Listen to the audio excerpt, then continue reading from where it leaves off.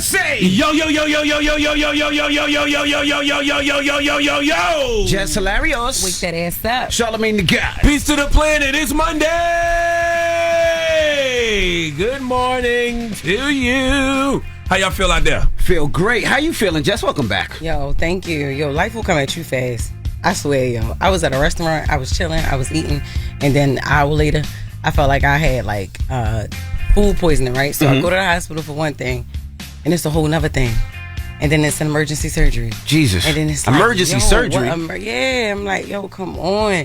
And I went online, because I had to miss, Arlington. I had shows that were sold Miss out. New York. I missed Barclays with Martin, and I had to miss that, right? So I go on there, and I'm telling people, I'm like, yo, I had to have surgery, I'm sorry. They like, you missed the show because you want to get a BBL dress. I'm like, that is not the only surgery. No. That's not an emergency surgery. Oh, okay. That is not, why is that the first thing people might go to? But no, life come at you fast. But I was so... What was the surgery? Do you want to say? No, I do not. Oh, okay.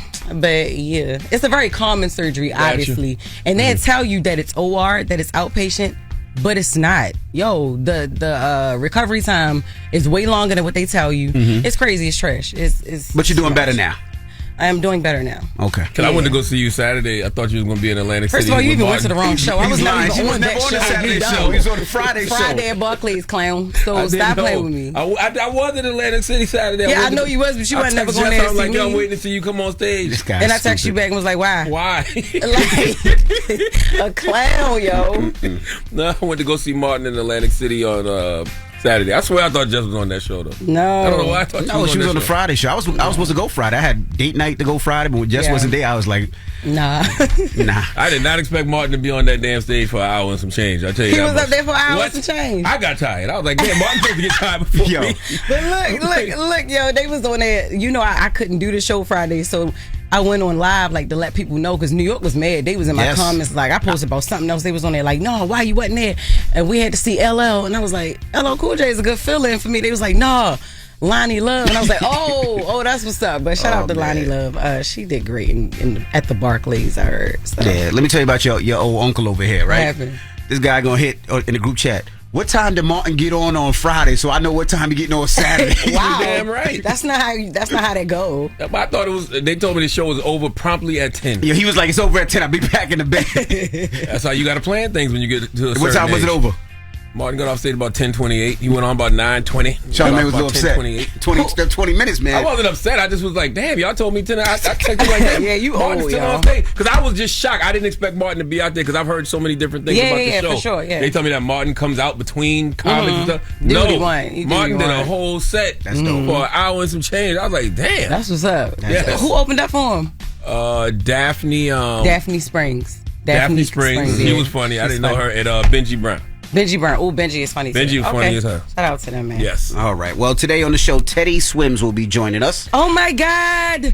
Yes, you missed Teddy Swims. His new album, I've Tried Everything But Therapy, Part 2 is out right now. Oh, my God. You missed Teddy Swims on Friday. I love him. Good dude. All right. Well, let's get the show cracking. I mean, it's only right.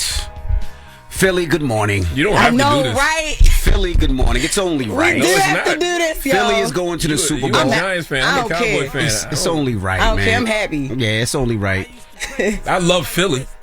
Can't say I love the Eagles. That's the cousin city. That's the cousin city. I am rooting for them to beat Kansas City, which means Kansas City will win.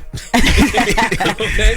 All right. Front page news when we come back. It's the Breakfast Club. Good morning. Congrats, Philly. Good morning, everybody. We are the Breakfast Club. DJ, MV, Jess Hilarious, Charlamagne the guy. Let's get into front page Upper news. Marion ain't Philly. Shit, Philly fan, Upper Marion. What is Shut it? up. I don't know. Lord Darby and Upper Marion, something like that. All right, well, let's start off with sports. The Eagles beat the Commanders 55-23, and the Chiefs beat the Bills 32-29. So the Chiefs will be taking on the Philadelphia Eagles in the 2025 Super Bowl Sunday, February 29th at 6:30 p.m. I'm rooting for the Philadelphia Eagles simply because I can during the game, after the game, while Travis Kelce was giving his speech. They showed her a lot. I want the Eagles to win, man. But you know what? I want the Chiefs to win a 3-peat, but I want Saquon Barkley to win one. Now, don't get me wrong. A 3-peat in football is incredible. You know what I mean? That's something we would never have seen before, and I like seeing history. But I'm going with the Eagles. I want to see Saquon win one too. Just But I I love to see Taylor Swift. If you're going with the Eagles, and I love the city of Philly. So, Same. Let it be about that. Yeah, I love the city of Philly. And speaking of Morgan, I know you mad. I am big mad. I'm big so quiet. I didn't even know she was on there. She's so quiet. She like F her. She never this quiet. Usually she's like, whoa. She's like, what did the Ravens do? Whoa. Man, my home team and my other home team. Yeah, we out of here. We on the couch with it. But you know what I'm saying? We'll enjoy the cheesesteaks, the pizza, and the wings. You know, that's what. And Kendrick and all of that. But let's get into this front page news, guys. So Trump was in California last week, over the weekend, to survey damage caused by recent wildfires. He was met on the tarmac by California Governor Gavin Newsom on Friday afternoon. Then the two shook hands and exchanged some words before speaking to the press. Let's hear from Trump. Now we're going to be taking a little tour with some of the people from the area. I appreciate the governor coming out and meeting me. Tremendous numbers of lives have been affected. A lot of real estate's been affected. Nobody's ever probably seen anything like this. You can almost say since the Second World War, when you think of it. I mean, nothing like this has happened. We're going to get it fixed, so we'll get it permanently fixed, so it can't happen again. And again, we'll be talking a little bit later, and we'll get it worked out, okay? So Newsom also spoke with Trump during that exchange. He says he hasn't forgotten Trump during the COVID-19 pandemic, and he looks forward to working together to help recovery efforts. Let's hear from California Governor Gavin Newsom. Most importantly, thank you for being here. It means a great deal to all of us, not just the folks in Palisades, the folks in Altadena that were devastated. We're going to need your support. We're going to need your help. You were there for us during COVID. I don't forget that. And I have all the expectations that we'll be able to work together to get this speedy recovery. And this is exactly why people like Gavin Newsom shouldn't say things like, I'm going to Trump-proof my state. Yep. I said this back in December because it will make you look like a hypocrite when you need the president. You are a governor. You have to work with the president. And when things like this happen, you're going to need federal aid. So you're going to need the president.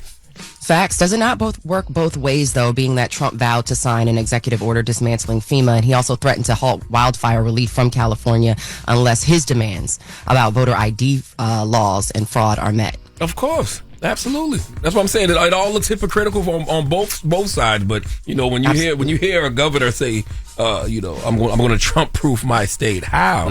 How you going to president-proof your state? You can't. Nah, not at all. Absolutely. So later that day, Trump spoke with during a briefing with LA Mayor Karen Bass, and the two had a rather interesting exchange. He said that there will be no delays when it comes to granting permits to rebuild from wildfires. Let's hear from Trump and LA Mayor Karen Bass in that exchange. We absolutely need your help. We need the federal help. You got it. I told you. You will have no permit problem. There will be zero delay. The one thing is they are saying they will not be allowed to start for 18 months. No, that will not be the case. Okay, I just hope you're right. You can hold me to it. Four groups said that. No. That would be they should be able to do it. They should be able to start tonight. The people are willing to clean out their own debris. It doesn't cost a lot. Yes, and they can. You should let them do it because by the time you hire contractors, it's going to be 2 years. He's talking about the people that want to clean up their own properties and want to start rebuild. immediately. Yeah. Yeah, they want to pretty much not wait on, federal assistance or aid, or they just want to pretty much, get started and do things now, themselves. right? Yeah, absolutely. I don't blame them. If you got the money to do it, good luck. Yeah, I understand both sides. I know it can be dangerous though, like doing that, like breathing and all of that stuff. Like you don't know what you do. You can hurt yourself. But they just want to start early, right? And if they get reimbursed, they would have to get reimbursed. But I'm like you said, they don't want to wait 2 years. They want to start right now. Put that garbage bin out there. Start dumping that stuff in there and get started. And that's why they like, Mr. President, don't deport people now. We need all the undocumented immigrants we can muster. Okay, don't deport them now, please. Oh man, well, great segue, Charlamagne. That's what we'll talk about in the 7 o'clock hour: DEI and immigration. All right. And, I want to salute and continue to pray for everybody in L.A. because after the whole fire thing, now it's all mud. They're saying mudslides yes. and rainstorms. And they made fun of Little Kim and say, hey, they never get that much rain. Well, they got that much rain. They got that much raised. So continue to pray for LA. I heard that John Legend he was singing to the firefighters, and he was singing "Take It Slow," like niggas ain't got fighting fire. Yeah, they John had him sit Legend. at the table. They was at lunch. Yeah, like at lunch, he was singing "Take It Slow," and everybody just looking like that's all we don't have no other choice. Take it slow for a bunch of firefighters. Yup, he was singing that. No, we don't have another choice. All right. Get it off your chest. 800-585-1051. If you need to vent, phone lines are wide open. 800-585-1051. It's The Breakfast Club. Good morning. The Breakfast Club. This is your time to get it off your chest. Keep calling. 800-585-1051. We want to hear from you on The Breakfast Club. Hello, who's this? Rob. What's up, Rod? Get it off your chest. Yeah, I'm calling to talk about sports. Go ahead, bro. What's up? Yeah, it's crazy how they doing these black coaches, man.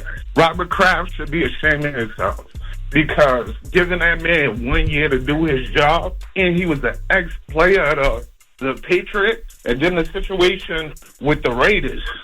Tom Brady is sort of running the show there, right? And then Antonio Pierce played for the Giants. Yep. So got him up out of there. That's wild.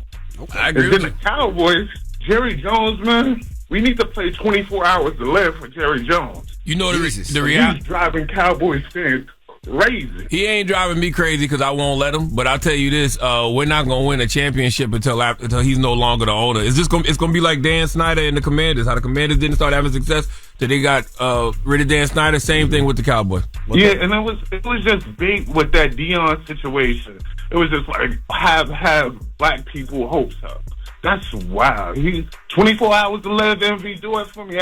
Yo, goodbye, man. Hello, who's this? Yeah, good morning, man. It's DJ Bipolar. You already know from Brooklyn, representing Lancaster, PA, Reading, York, Harrisburg. Stand up, man. Yo, take us off Bluetooth for speaker. Your phone a little crazy, Bipolar. What's up, though? Oh, man, sorry about that. Now, I got you on speakerphone. I got laid down. You know what I'm saying? What's up, man? Just want to take congratulations to the Eagles, of course, right? We got hours from there. I'm out Lancaster, so I wanted to say, big don't get a day. They probably was don't get a day to the Giants who let them go, but in hindsight, they really did them a favor if you really looked at it, right? Yeah, they did him a favor because he wouldn't have never got this far with the way the Giants look right now.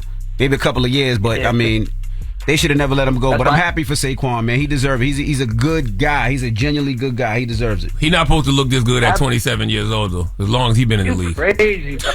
Yeah, he looks really good, man. He be two-stepping, hop-stepping, and all that, man.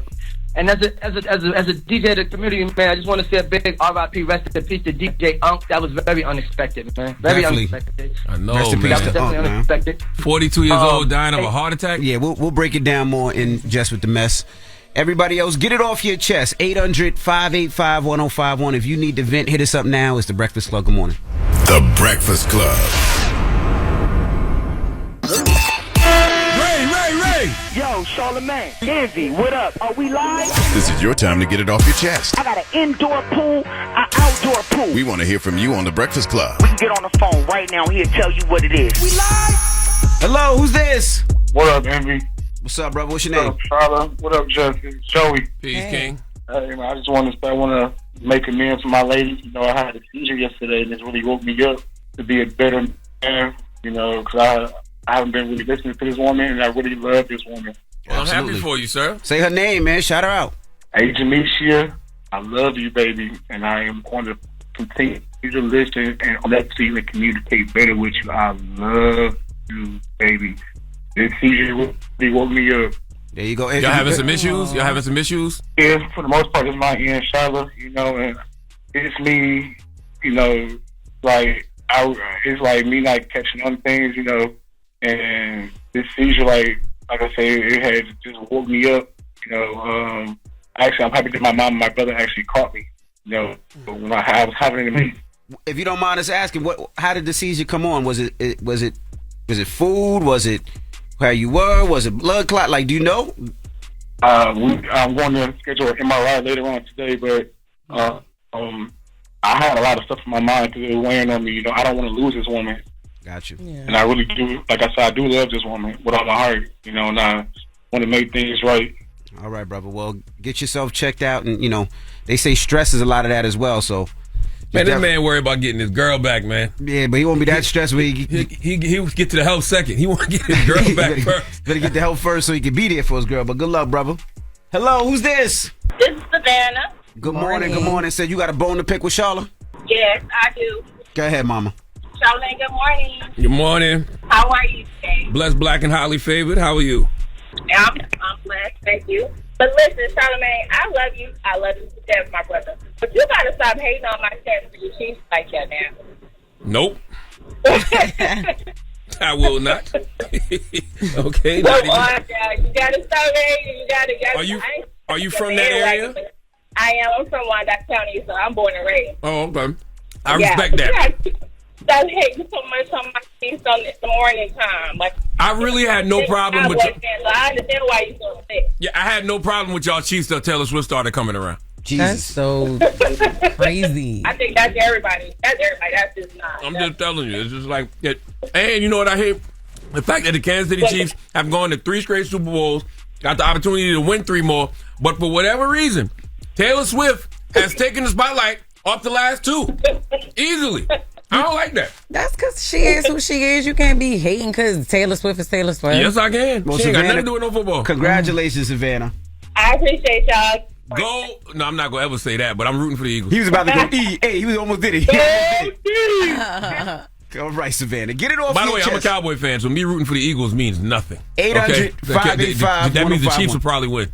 If you need the vent, you can hit us up. Now we got Jess with the Mess coming up. What we talking about? Yes, y'all know DJ Unk passed over the weekend, so we going to send his family some healing energy and get some updates on what happened. Oh, all right, we'll get to that next. So don't move. It's the Breakfast Club. Good morning. The Breakfast Club. Morning, everybody. It's DJ NV, Jess Hilarious, Charlamagne the God. We are the Breakfast Club. Let's get to Jess with the Mess. News is real, whether it's Jess Hilarious, Jessica Robin Moore, just don't do no lies, She don't spare nobody. Worldwide Jess, worldwide Mess. On the Breakfast Club. She's the coach of shit. She was able to get y'all to see something and understand something that nobody could get you to see. It's time to set it off. So, man, DJ Unk passed over the weekend, and he had some bangers. I know everybody was like listening to his music, but I know there's a lot of speculation around his death. But we got Lauren here to break down what actually happened because nobody really knows exactly what happened. Yes, so DJ Unk passed away at 43. I think it caught a lot of us by surprise. It just came out of nowhere. 43, yeah. Yeah, so Friday afternoon, DJ Unk's wife posted on Facebook with a family photo, and she said, "Please respect me and my family. I just lost my husband and my kids just lost their father. Our life will never be the same. I love you, Anthony, forever." So after she posted that, of course, everybody's picking up the story. He passed away, but there was no conversation about what happened, which when someone passes away, it's so rude to ask what happened. But because they're a celebrity, people and fans instantly they want to know and they start kind of creating their own narrative. So the narrative that was moving around was that it had to be something drug related. I don't know where that came from. People were tying him to like a history of like drug addiction or whatever, to the point where his wife had to come back out again and say, "Listen, I know that you guys are fans and you want to know what's going on, but please leave us alone. I want to put this narrative to rest right now. He did not pass away from anything drug related. He did not do drugs. He passed away in his sleep of a heart attack." So she came out and confirmed that. And normally people wait until like the autopsy reports and stuff come back and the media will just grab it because the family doesn't want to be bothered. But the conversation got so big that she was like, "Y'all not going to do this to him." Well, folks speculate because that's what people do on social media, but also people feel what they don't understand. So folks be scared. When you hear somebody dying at 42 years old, you're like, damn, that's young. So anxiety kicks in and you start thinking about what happened to the person because, if something did happen medically, you want to know what you can do for yourself to prevent that from happening to you. Right. Most people want an excuse so they can be like, "Oh, okay, that's not going to be me." You know what I mean? So they're saying, "Oh, maybe it was drug use, maybe it was this," but that's what most people do, which is stupid. And a lot of after this happened, of course, everybody like gets online and gives flowers. So people were, posting a dance and posting different pictures from the Walk It Out music video. But for those who don't know, DJ Unk formed Southern Style DJs with a few other DJs. He came up in the South, was known throughout the South for his parties, and then he got signed in 2000. When he signed, he dropped Walk It Out in 2006. Now, Walk It Out, huge record, went platinum, and it actually hit number 2 on the Billboard Top 10 out of 100. Yep. Yeah, that was the one. That was the anthem of Mack. I like the remix with Andre 3000. I love the remix too. Love it. But then you also got Two Step. Then a remix with T-Pain. Rest in peace, brother. The bangers, everybody. Back in the day. By the way, 42 is also very young to be dying of a heart attack. And Yeah. you know, whenever these situations happen and folks die young from heart attacks, people automatically blame the vaccine. They be like, it was the COVID vaccine. How come we don't ever blame COVID? Because studies have shown that severe COVID infections increase heart attack and stroke risk as much as having a history of heart disease. Like people who develop COVID early in the pandemic have double the risk for cardiovascular events. So clearly something happened around that time that caused cardiovascular issues for a lot of people after the fact, after COVID. We don't know though with him if it was COVID related. Right. Like, I ain't got nothing to do with it. I'm not talking about. I'm just saying in I want to make general. sure we separate it because people will take what you saying and make it a whole thing. Oh, that's because people are stupid. But everybody likes to say the vaccine. But how come we don't ever talk about the impact of COVID on cardiovascular I think people were more issues? mad at the vaccine than the actual virus and how that came about. People don't talk a lot about what could have been prevented with the vaccine. Because they were forced talk to about- take the vaccine. Yeah, they were forced to take the vaccine more. So that's what they lean in. What else you got over there? So Eagles and the Chiefs. I know y'all talked about this at the top of the show. They're heading to the Super Bowl, but we got to get into some things because Charlotte, I heard you was upset already. I'm not upset. Taylor Swift was the headline of the Chiefs. No, she wasn't. Definitely big game. upset though. Bro. No, she wasn't. First of all, her arrival to the game, and I wasn't really feeling sis outfit. And y'all know I don't mind Taylor Swift. I mean, she's Taylor Swift. Yeah, but it was she very can't much dress. given. She can never really dress, but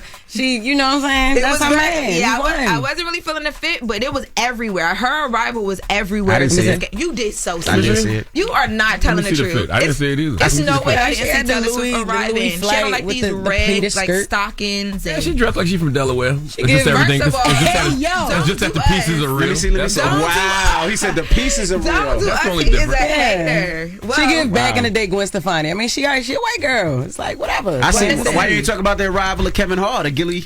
I'm on my way to Okay, just Philly. making We sure. getting close All to right, just Delaware. making Don't play sure. with me. All I did want to make sure that we said that though, because even after they won, the moment on the field was Travis and Taylor kissing. I'm like, dang. I didn't see that. I didn't see that either. It's like a movie. You did because you was looking talking for about it that. this morning. Mm-mm. You I were saw when they upset. was cutting the Taylor when Travis was talking. Oh, and also too when he was playing, they kept cutting to her and being I've seen that excited a couple about of the game. times. You saw You that know, as well. that's what you don't like. I just wanted to say the Super Bowl might be a Taylor Swift show, unfortunately, because she's gonna be there.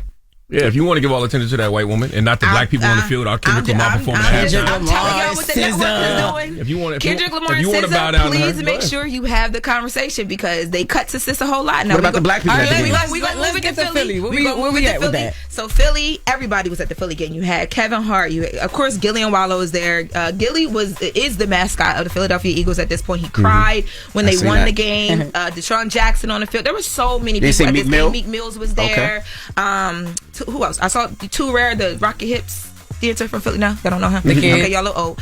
Too Rare was there. So many people there. Now let me tell you guys, the Philly fans last night. All of my friends were out yesterday in Philly, and this is just like a summation of what was going That down. look crazy. This is all of the crowd on Broad Street. Beautiful. Leaving I the love game. that. And mind Beautiful. you, they were That's telling crazy. people like, come to Broad Street. So like my best friend's son, shout out to Chase the DJ, was DJing on Broad Street. They had people hanging from light poles, even though they greased the poles. Yeah, I heard people they still how got they up lubed there. the poles up. Yes, they had to, but people Pause. God they did. damn. Greased the no, poles it- I'm up. mad you wasn't there, huh, Envy? While them lube poles. Damn. that's what sticks with him. He said it You so see? excited. No, I I can't just get said I off heard Taylor they Swift. lubed the He can't get poles. off you lubing a pole. Damn. You know how that go. But yeah, crazy. Meek was also tweeting like, y'all come down to Broad Street. If y'all set up speakers, I'll redo the Dreams and Nightmares video. That would've been dope. That would have been fire. would've been I don't dope. even know if they got to do it because He should have been walking down the street with all many- those people and they would have filming and the whole Philly going crazy. That would have That been would have caused a riot. That would have been too many crazy. people. There were players trying to get out of the game that couldn't even. I seen get Paul out. George trying to drive Paul out, George couldn't was get out. stuck. Oh, they should have lost. Okay. Clown, y'all. You got Jalen back here doing a cigar in the locker room. This was like an iconic photo from the game as well too. Looking good as always. You do? Let me see. Oh, he's not in color right here. I'm gonna bring it back to Oh, you. I was gonna say, why are you printing black and white like this? We ain't got color now, Listen, printers. Okay. Oh wow. All right. The first of the month we'll get some more money. Oh, all right. All about our Cut back EBT on the printers. DEI. Come back with the We're doing the best we can over here. We doing the best we can. But yeah, the game. I actually watched the whole game. Did you? Yes. Saquon Barkley did a really good job. I kept Oh, hearing shut his name up. live. Go back to Taylor. Yes. I Did a really watched good the job. Taylor, please. game. It was, Me and my it was- son it watched was the game a vibe. too. It was cool. We watched both of them. Did you watch it with your man? Why you minding my business? I want the That Eagles means to win. no. She watched it by herself. She watched it by herself. I don't even know why I ask these type of questions. Why you minded my business? The That wings were mean done no. in time. Just know that. Ate them by yourself. You ate real good.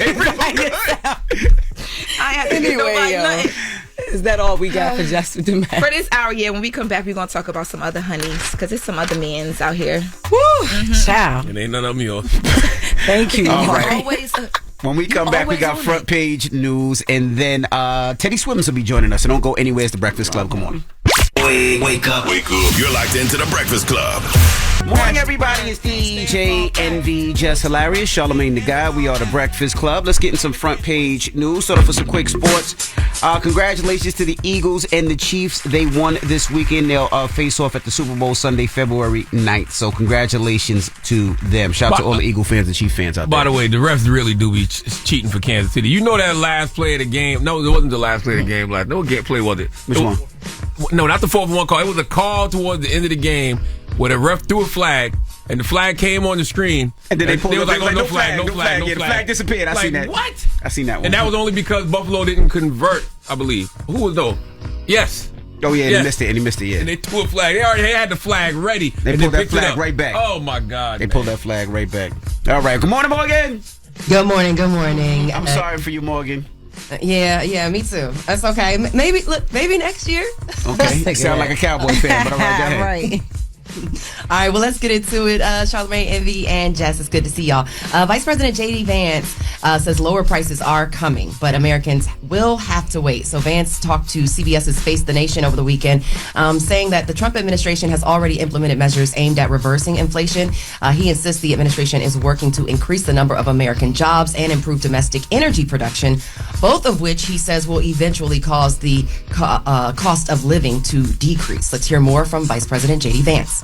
Prices are going to come down, but it's going to take a little bit of time, right? The president has been president for all of 5 days. Donald Trump has already taken multiple executive actions that are going to lower energy prices, and I do believe that means consumers are going to see lower prices at the pump and at the grocery store, but it's going to take a little bit of time. There have been a number of executive orders that have caused already jobs to start coming back into our country, which is a core part of lowering prices. Yeah, I'm not sure what you're talking about as of yet. Seems like people are reeling based on what's coming across my timeline and my news feeds. But switching gears to the border, I mean, it's still a matter of national security.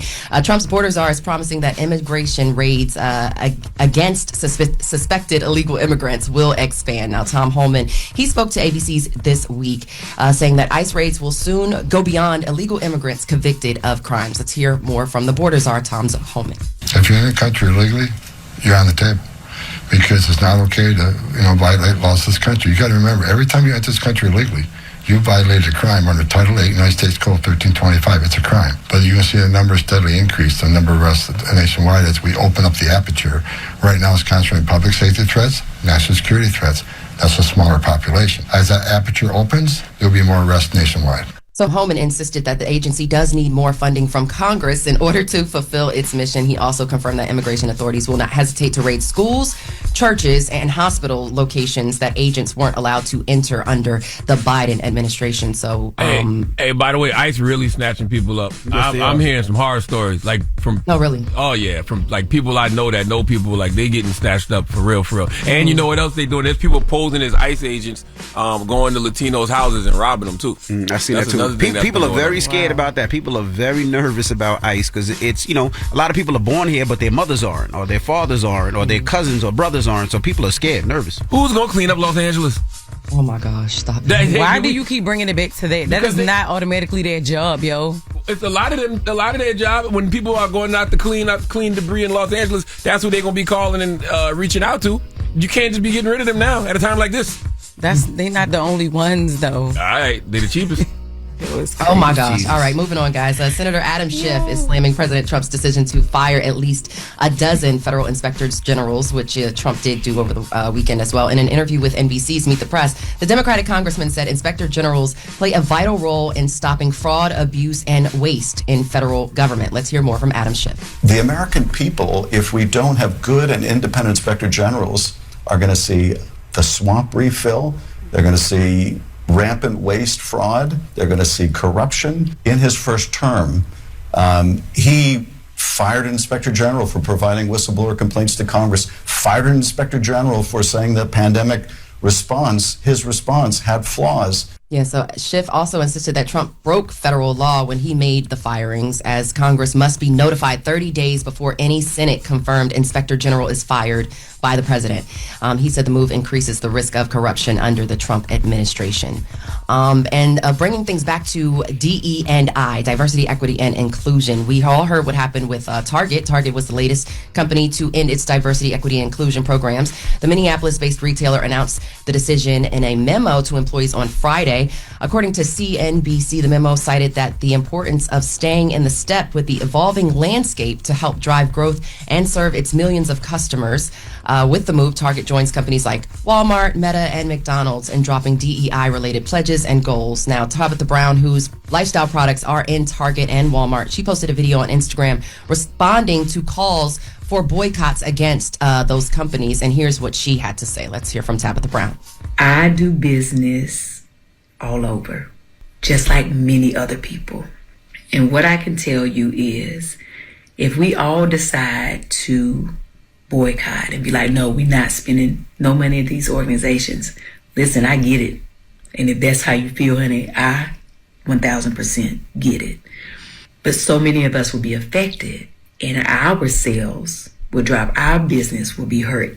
I think it's just complicated. It's a complicated situation, you know, but I do wonder why people are only focusing on Target. I guess they just want to make it an example out of one entity. But I mean, Walmart rolled back their DEI initiatives. Meta rolled back their DEI initiatives. Amazon, McDonald's, Ford, Lowe's, John Deere. So when you just focus on Target, but you're still on all of the social media platforms on Meta, when you just focus on Target, but you're still using Amazon every day, it's just like, I don't know. Yeah, I see both sides. You know what I mean? I see where Tabitha's coming from, because, you know, there's a lot of black entrepreneurs that have their products in Target. But also it's like what Charlamagne said, how do you pick and choose which one you going to go against? Like, you know what I mean? There's so many different companies. Why is Target the one?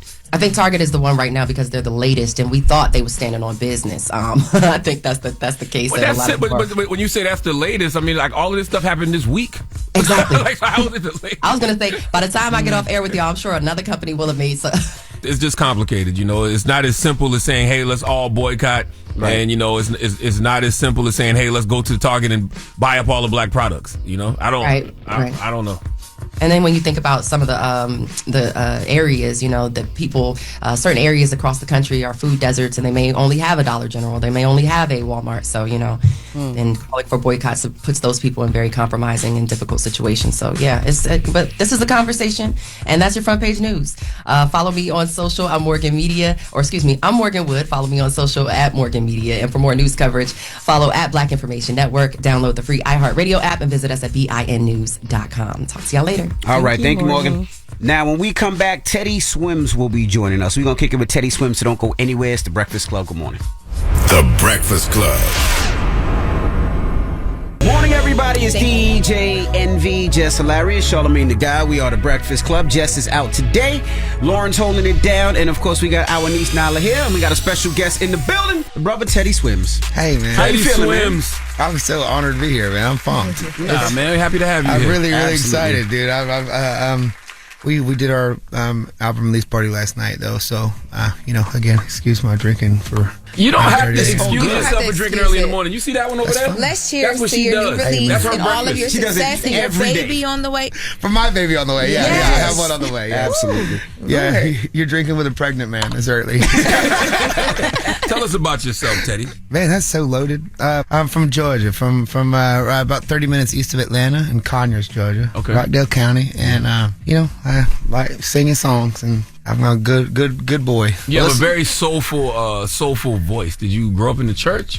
Yeah, so my granddad was a Pentecostal pastor. I didn't grow up singing in the church a lot, but I definitely grew up with fire and brimstone for sure, man. With the fear of God. Yeah, you know what I mean. You're afraid to sin? Oh no, not these days. I mean, but, I'm just talking about like back in the day. Was it like a very religious household? Yeah. You know, like girls don't get haircuts. You know, girls wear skirts, men wear jeans, like that kind of thing. It was real kind of tight. And I'm very fortunate. I guess I feel like I still subscribe to so many of the principles of, you know, even the beliefs aren't there. I do love that my granddad was, as I was growing up with my granddad, he was like, we wouldn't even go to restaurants that would have a bar in the restaurant, you know, and not that he ever had a problem drinking, but it was just, he stood on his belief so much.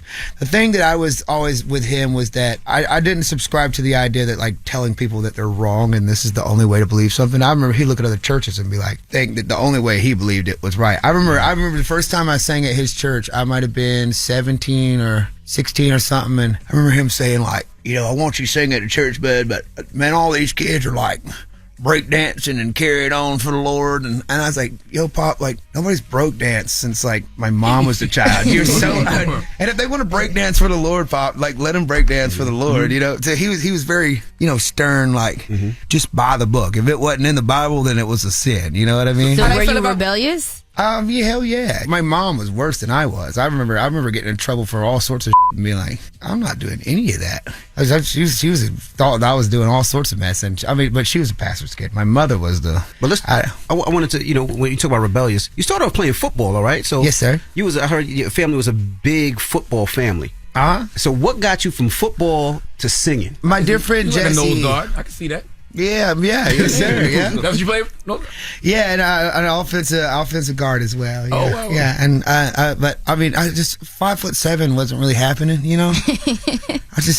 You were in high school, middle school at the time. Yeah, but I've been 5'7" since I was in 8th grade. Okay, you know? right. And so they thought I was gonna be big, you know, and then it didn't happen. Guys started shooting up to 6'2" and 3, and I whooped my ass off the line. So after what got that, you into arts, like to so my dear friend singing? Jesse, who still plays with me, I've known him since I was a little kid. His dad was always in bands and stuff, so we started trying to experiment and play music and stuff. And his older sister was in musical theater and got us into musical theater, and I just kind of fell in love with singing, and I was hooked. The singing has changed my life. I wasn't good always, but I fell in love with it, you know. And I remember telling my mom that I was gonna not do football anymore and I was gonna sing, and she was so hurt. Like brought out all my memorabilia, like, I can't believe you do this to us when we play football, you know. And I remember my first we did this show called Damn Yankees. I did like 2 lines in it, I think. And after I got done, I come off stage and she was like, I'm so sorry, baby. This is where you belong. Really? You're a star. You know, after I did like 2 lines, you know, but it was. What you mean by you weren't always good at it? Like, how do you sound amazing? So bad. We were so bad at it, you know. You was in a group? Well, no, just me and my buddy Jesse. He still plays guitar, writes, and he plays guitar in my band still. And as we were learning and trying to build bands together and do it as kids, you know, we just were really bad. You know, we sucked. Like, we're just not good. You can still find actually on YouTube. I was a senior in high school. My first band, Heroic Bear, is still on YouTube. Our first little EP, and I was in like a metalcore band at the time. And so you could still hear me like screaming away and like singing. And if you want to hear it, guys. You know the routine. If you hear it, dude, you're gonna be like, okay, yeah, you got good. Yeah, did you get lessons or did you practice or how did you get so good? Well, I think I was so lucky. I mean, I was in theater, you know, and I had a lot of good friends and that were singing. But I think the biggest thing was growing up in when the YouTube era was first kind of starting, you know. And if I had questions or if I wanted to know how to sing, there was always a live version of singers singing, you know. Right. So like I could watch like live videos of how are they moving their throat, how are they moving their jaws, how are they that was crazy. And I could dissect it, you know. I could just sit there and watch YouTube videos and see people singing live, you know, like singing, Craig David singing, like, and Credit Recovery, I would pull up like a YouTube proxy and just have it behind the video and just like listen to Craig David just, I'm walking away from troubles in my. I could listen to live videos and watch them play, you know, and sing. And it was like, do you think you like saw somebody like Craig David and like mimicked him and that's how you found your voice? Oh, totally. Yeah. Some of the best, man. Some of the best that ever did it. Marvin Gaye, watching Otis Redding, man, listening to Al Green, you know.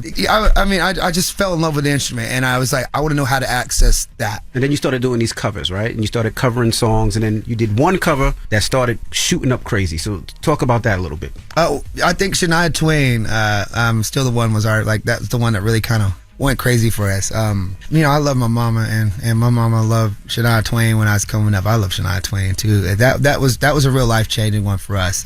Our first one we started out with was because June 25th of 2019 was the first time I never even suspected doing covers, you know, online, and we had found like the stems of Rock With You online. And Michael Jackson. Yeah, and so it was 10 years right after he passed. It was his 10-year anniversary, and so I was like, man, we should just do Rock With You by Michael Jackson just to pay homage to him and for the, and we uploaded it and it started doing well, and it was like, man, we should just keep this, I guess, this cover train kind of going. So we kept on for, the next few months. And I think the beautiful thing about starting with Rock With You, it started getting, like I said, the first day we woke up, we had like 10,000 views, and it was so life-changing for us. We're like, damn, boys, we're getting hammered. This is sick. And it was such a weird thing because once it hit like this critical mass of like maybe 500,000 views, I think people were looking at it as seeing the way I look and then seeing the Rock With You, and saying Rock With You by Michael Jackson and me, and I'm looking like an absolute redneck and saying like, either this is hilarious or this is actually really good. And I think for our benefit, it was kind of both, because just the fact that I was singing that song but doing it well was kind of funny and surprisingly good. Now, Teddy, why have you tried everything but therapy? Well, I've tried therapy now, sir. Okay. So, even as we're getting ready to have a kid, me and my girls have been doing even couples therapy too, which has been so wonderful, and making sure we're coming in and having this child in the most healed, safest environment possible. But I think naming the album that was kind of to have that conversation and with myself to get myself to go. I think there's just like been in generations past, and even still, there's this like connotation on therapy that we're not allowed to go to that, or we're not allowed to share our feelings or emotions, especially men. Yeah, and I just it's been life changing for me, and I did have even this in my brain that I was like, I'm not crazy, I don't need that. I had this for so long that I was like, I know myself. I don't need nobody to tell me what's wrong with me. And I feel like once I got it to it, it was so much different than I thought it would be too. And I feel like there was something beautiful about having that first album and not trying it and being in a place of turmoil and heartbreak with somebody that made me feel like my feelings were invalid or not allowed to have, and having this part 2 coming out and being this thing of, I've tried therapy, I'm back in love, I'm having a child, I'm got some level of success in this, and on the back of heartbreak, it does get better on the other side. Absolutely. All right, we got more with Teddy Swims when we come back. Don't move. It's the Breakfast Club. Good morning. Morning, everybody. We are the Breakfast Club. We're still kicking it with Teddy Swims. Lauren? Was you going to therapy, was that pushed on you? Not pushed on you, but did your girlfriend kind of like influence you to do that, or was something you wanted to do? The plan was to have tried therapy after I put out the record. It was like kind of my promise to myself after the first one, like, I'm going to go to therapy. And I did push it off for a long time. But I think when we first found out we were kind of pregnant, she was like, what we should do? It was never to push on a therapy, like to me to have my own therapy. Right. But I think she's such a wonderful person. I think she was just like, we should do therapy together as like a couples therapy, so we make sure we bring our kid in. Yeah. And it kind of, once I felt how that was, I was like, I should do some therapy by myself too. And she's like, I think that's a great idea. So it was never kind of pushed. It was kind of like, I think she planted little seeds for me to, strong ass woman. Yeah, good Come woman. on, bro. I like the way she did that. Bro, strong ass woman. Now I think she just kind of knew how to like plant the little seed for me to find it on my own, which is what it should be like. One of the things I read you talked about is are you already back down south and left LA from the fires? No, we're in LA still. We're in the Valley, and I think we're doing okay. We haven't seen like we had seen a little bit of smoke in our area, but we haven't been home because of I don't want her breathing that thing in though. But I will say though, what's been so beautiful about that situation, and my prayers and so much prayers has gone into that, and what makes me feel like us as a society is, I feel like we can all be so jaded and so like tough and hardcore, but when a tragedy happens, you see how like quick people are to come together and love each other, and be that community in LA is like coming together, and everybody's donating their time and their money and food, and I don't know, I haven't seen a place be that. Like we unite when everybody's going through something together. So are you going to stay in LA with the baby because you're going to move down south? You said you I mean, of course, I'm probably still going to have to like rent in LA. I think I might still just rent, but I was going to buy, and it did spook me. I might move back, maybe to Nashville where I could work and still be like 4 hours from the parents if they want to drive up and see a baby. But I still want my little boy to have like a little. Or girl, I don't know, but keep that money in the South, man. And your money goes farther. I want my baby to have a little Southern accent. You know what I'm saying? I want to open doors and that charm. Donnell Rollins thinks that he's the reason that you're having a baby. But he said that I saw you was on his podcast. He said, yeah. And you said you wanted to have a kid, and he told you that you was going to have one. Man, and God, I can't tell you enough how much, like, man, when they say don't meet your heroes, they was right. Donnell Rawlings is a piece of shit. No, I'm just like, no, he's the nicest human being. I agree with you. He's the nicest person. No, but I tell you, anything good you say about him, I agree with you. Your initial statement. Well, no, keep the rest of it. I don't want him to hear that. They'd be like, damn, bro, I love you, dude. That's been one of the nicest. He sings me all the time, man. He sends me. We just talked yesterday, and he's my hero, man. So why you don't have Donnell tattooed near your? What? Wait, what? He have Dave Chappelle tattooed near his. Man, actually, what made you put Dave right there though? I don't have that much room left. Oh, inner thighs. It's nothing to do with my. Okay. Do you show him like, hey, look at my? No. I did get to meet him like last year. He had like this Grammy party, and he was doing this open jam thing, and it was cool. And I got to meet him, and I was like, hey, look, Dave, I got a tattoo of you. He's like, hell yeah, we dapped up about it, and then I was like, I'm not gonna drop trowel, and show you my tattoo. Of course, I also don't want to be like. You can show a picture.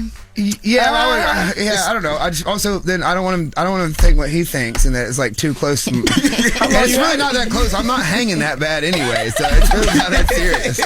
Now, the name Teddy Swims. Where did the name come from? I've been called Teddy forever. My real name's Jayton, and I think as I was like going up a church and waiting tables and stuff, and for old ladies that was tough. Jayton was real tough on them. They just Jamie, James, So Jayton. What type of old ladies? That's a black name. That's what I say. They wait old ladies because for us that's like Jayton is regular. Oh, I appreciate that. I don't really know how to respond to that. Teddy was just got coined as I've just been Teddy. It's our little Teddy. I've just looked like this without a beard for most of my life. But Swims is an acronym, though, right? Yeah. For someone who I massage sexually. Huh? No, I don't.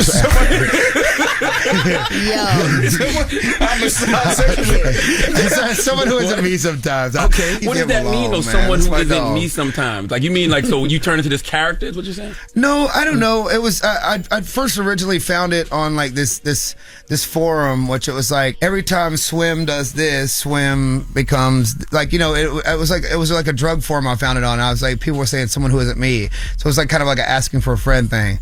I guess we just like added an S on it with Swims, like the plural form, and it was like my entire kind of group at the time. And then Teddy kind of slapped in front of it, and it just eventually became Teddy Swims. Like it just kind of stuck, It was like Swims was our unit, and then it was like Teddy Swims from like Teddy from Swims kind of situation. And it was like just like you would maybe have like an ASAP Rocky and ASAP Ferg. That Swims was kind of our like unit. So it was like Teddy Swims, and then it just stuck. Can you actually swim? No. Oh wow! I can. You might be black for real. I'm about to say, Black can't swim. Yo, it's something. Name Jayton can't swim. Jayton can't swim. I don't know how to respond to that. How did you know that your girlfriend right now was the one? Because you met her. You met her at a show, right? She came to one of your shows. She's an absolute babe. Are you kidding me? How could she's the one? You ain't seen that girl? No, I've seen her. Goodness She's gorgeous. Gracious, what an angel. How did if you're dating and like what was the thing for? Was it like you saw her and you just knew? Well, I had been listening to her music for a while too. So my dear friend Arce, he's a producer. We went to high school together, and he's like, man, he came to my studio a couple years ago and was like, hey man, I want to show you this girl I've been working with. I listened to her song they've made. I don't think the song ever came out, and I looked her up and I was like, whoa. Got bricked up. So she wasn't like a random person at a show. Come on, bricked up, bro. Yes, sir. I thought she was like in the crowd and you saw her. So I messaged her. It's like, I love you. And then a couple years later, I'm going back to Atlanta. She was living in Atlanta at the time, and her roommate was like a fan. She was like, hey, my roommate wants to come to the show. We'd love to come to the show. Come see you. And I was like, please come to the show. I would love to have you. I'll put you on the guest list. And she came to the show, and I said, girl, I'm gonna shoot my shot. What's going on? Like, I don't know. You knew when you saw her. Well, also I think it's so important to like in relationships with anybody, navigating relationships. I'm just not the person to waste time with relationships. I think it's like, even if me and this person and we're both single, I'm just like, okay, let's just clear the air out. Do you find me attractive? I find you attractive. Do we do anything about that? Are we going to be friends? Let's just navigate this before we both thinking about it, and I'm going home and I'm off, and then I'm thinking about you, but we're supposed to be best friends. And then, you know what I'm saying? Let's not do all this. Let's not play around. No gray area. That's real. Yeah, you know, I'm navigating Those my are healthy relationships. conversations. Wow. Yeah, that's your honesty. Yeah, laying Thank out you, Zach. intentions early is definitely appreciated. I think women appreciate that. And if not, then that's cool. We could both acknowledge that we're attractive and also be pals, you know? Absolutely. Well, let's get into something off the album then. What you want to hear? Even Real? You want to play that one? Yeah, man. I mean, yeah, put it on for Giveon, man. My All right. dog, brother, best in the business, man. All right. Let's get into the record. Are You Even Real featuring Giveon? It's the Breakfast Club. Good morning. Good morning, everybody. We are the Breakfast Club. Teddy Swims is here. Charlamagne? Can we talk about some of this music on this new album? Sure, I'd love to. Not Your Man is a very vulnerable record. Thank you, sir. Have you ever really felt like you gave everything to a woman and it wasn't enough? Yeah, hell yeah, man. I think it was important to start this one out like that because I wrote this forever ago. I was in a place with somebody where it's hard. I don't want to talk about her in a way that because as I've grown and healed and moved on, I thank her for what we went through, you know, and I'm grateful for that time and space that we had together. And I was at a place where I felt like I was given everything and my feelings and I was not validated or it was not enough or I was crazy or feeling this way or I was abusive situation. I don't want to say it loud. Emotionally abusive? Both, man. Physically, and she was just not good. She was not a good person, and I want the best for her. But yeah, it was a very tough thing to try to heal somebody, try to make space for someone to heal, try to give somebody everything. You would think if you had a passion. I'll just make it like this: you had a passion in your life. And you had somebody in your life that says you can quit your job and just focus on your passion. I'll take care of the rest. You got it. And you don't do anything with your life, but you just eat Xanax all day and lay around and blame somebody for your shortcomings when you had the opportunity to follow your dream and somebody that would support you in your dreams. And you'd be like so surprised to see if somebody had the opportunity to follow their dreams and they had everything taken care of, how many people would be like, oh, if everything's taken care of, I'm not going to do anymore. And you can't put ambition and drive into somebody. You can't heal nobody. You can't save nobody. And I've started to go on that tangent, but from that situation, do you feel like you no longer enable? Because it's like, though you want to do something out of love to better somebody, sometimes it's to their own detriment. Yeah, I think it was an enabling at the end of the day. You know, I was doing something to help someone become, but I think at the end of the day, I was enabling somebody to do nothing. And if that was inside of them, I was enabling that. And I think it's a common pattern, you know. But yes, I'm trying to heal and learn to see somebody for who they are and not who I want them to be or think they should be. I can tell you got a big heart, but people will take advantage of it. Hell yeah, and I'm so grateful to be. I don't want to say I'm grateful to be taken advantage of. I'm grateful to be available. Everybody's going to use you, but don't let people misuse you. Amen. Yeah. I have a last question for you. I was reading this interview. You talked about, because your girlfriend's black, and you talked about like when you guys are in the South, you get like looks from people and like it bothers you because love should be love, but you're about to bring a baby into the world. You're so positive, she seems so amazing, but the world is not always like that. Like, how do you defeat that? Because you're really a really nice person. Like, it breaks my heart. I mean, you know, I hate how much she's go through. And so her dad's black and her mom's white. So she tells me about stuff all the time about, like, you know, how she felt not white enough or not black enough, and how much her like world in her life has been such a, I guess, like a juxtaposition in both sides, you know, never feeling like she wasn't quite accepted by either side, you know. And so this is not a story. I won't tell you her story because she's better at saying it than I will. I'll never tell you her story, but I see how beautiful she is and how, I guess, how like elegant she navigates being who she is, you know. And she's the most incredible human being I've ever met, man. I got a good counselor for y'all to talk to. I would love that. Dr. Umar Johnson. Like, my God. You don't want to talk to him. No. Listen. Come back this way. Focus over here. Don't. Nope. Speaking of black and white, no. The song with Money Long. Yes, sir. That title's a little on the nose, don't you think? Yeah. I think that the point of it was kind of to the core of love in itself is black and white. Like it's a black and white issue. Love is love, and not love is not love. And loving, whether it's a person of a different color, shape, size, sexuality, same sex, whatever it is, I think that the thing was trying to say that we, no matter what, we could come from different worlds. It's a true, I guess, Romeo and Juliet story, kind of is the basis of it, is that, like, you know, we come from different places. We come from different cultures. We have different things, but when you're in love, man, love is love, and that should be enough. And that's really, there ain't nothing great about that, man. That's just love. You know, love is love, baby. You know, I love that record, and it's a good stamp because, you know, Money Long recently went viral for saying she's not writing soulful songs for white artists. Did you see that? I did not. Oh, okay. I'm glad I got that one before she said exactly. When did she do that song? Was that did she do that a while ago? Or? Yeah, we did it. It's had to be a few months ago now.